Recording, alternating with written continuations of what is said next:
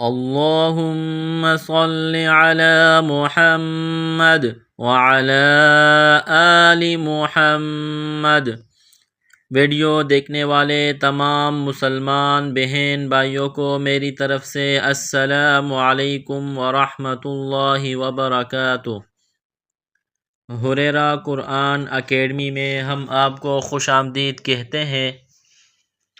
دیکھیے، یہ چینل قرآن مجید کی تجوید صحیح کرنے کے لیے اور قرآن مجید کا ترجمہ و تفسیر پڑھنے کے لیے ہے۔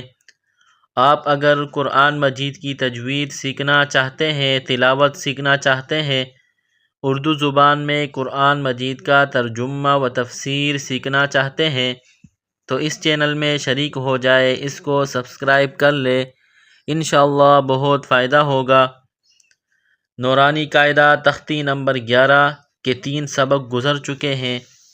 آج ہم چوتھا سبق پڑھیں گے، جس میں ان الفاظ کو ملانا، ان کا ہجا کرنا سیکھیں گے۔ سبق کو غور سے سنیے گا۔ اعوذ باللہ من الشیطان الرجیم، بسم اللہ الرحمن الرحیم۔ آج کے سبق میں ہمارے پاس پہلا حرف ہے شین۔ شین پر زبر ہے اور شین کا مخرج زبان کا بیچ اور سامنے والا تالو جب مل جائے تو شین ادا ہوتا ہے، یہ شین کا مخرج ہے۔ اس کے بعد الف ہے۔ الف کے بارے میں بتلا چکا ہوں کہ الف پر جب زبر، زیر یا پیش یا کوئی بھی حرکت آ جائے تو الف حمزہ میں تبدیل ہو جاتا ہے۔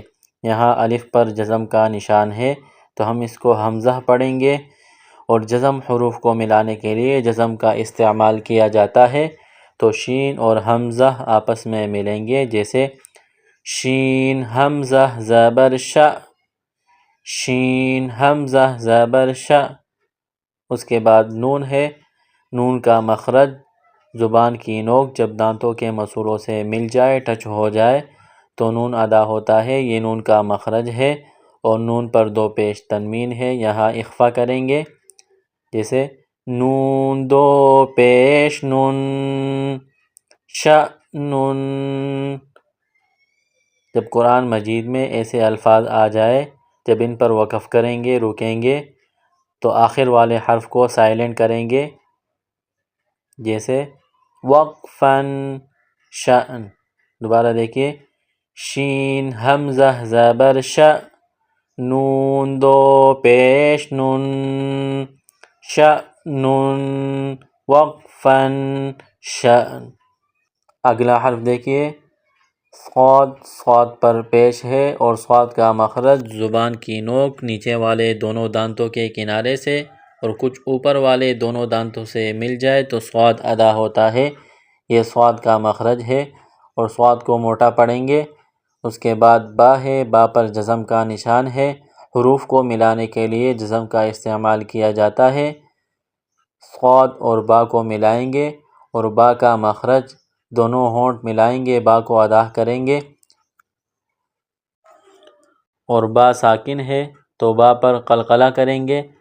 قلقلہ کے بارے میں پچھلے سبق میں بتلا چکا ہوں کہ جب 5 حروف قاف، طا، با، جیم، دال جہاں بھی آ جائے اور جب یہ ساکن ہو، یعنی ان پر جزم کا نشان ہو، یا جب ان 5 حروف پر وقف کیا جائے تو ان پر قلقلہ کیا جاتا ہے۔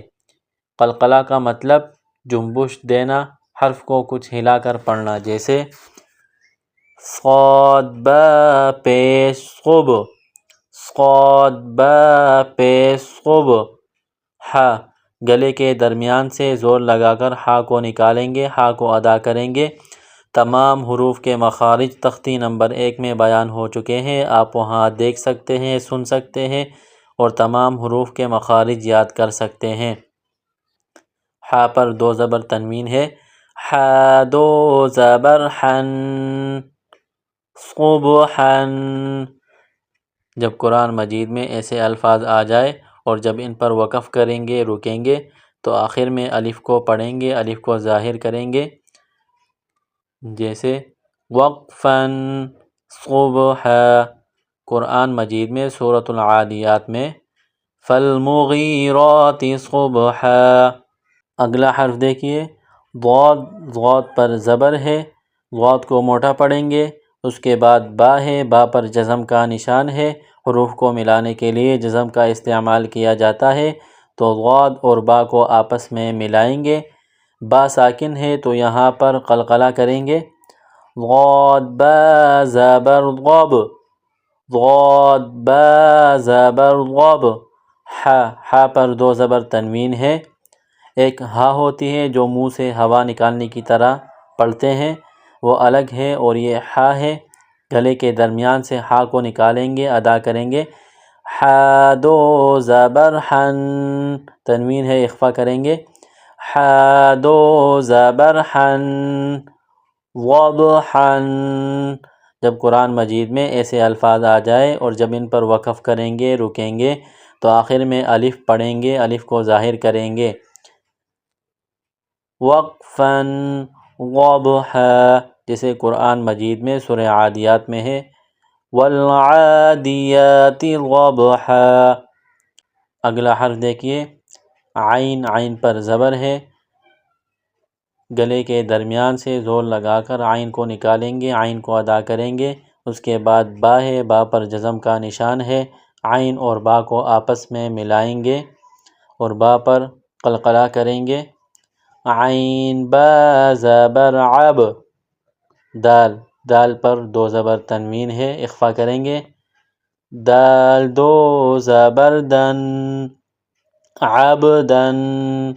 جب قرآن مجید میں ایسے الفاظ آ جائے اور جب ان پر وقف کریں گے، رکیں گے، تو آخر میں الف کو ظاہر کریں گے، الف کو پڑھیں گے، جیسے وقفاً عبدا۔ الحمدللہ، ہمارا آج کا سبق یہاں مکمل ہوا۔ اگلا سبق انشاءاللہ اگلی ویڈیو میں۔ السلام علیکم ورحمۃ اللہ وبرکاتہ۔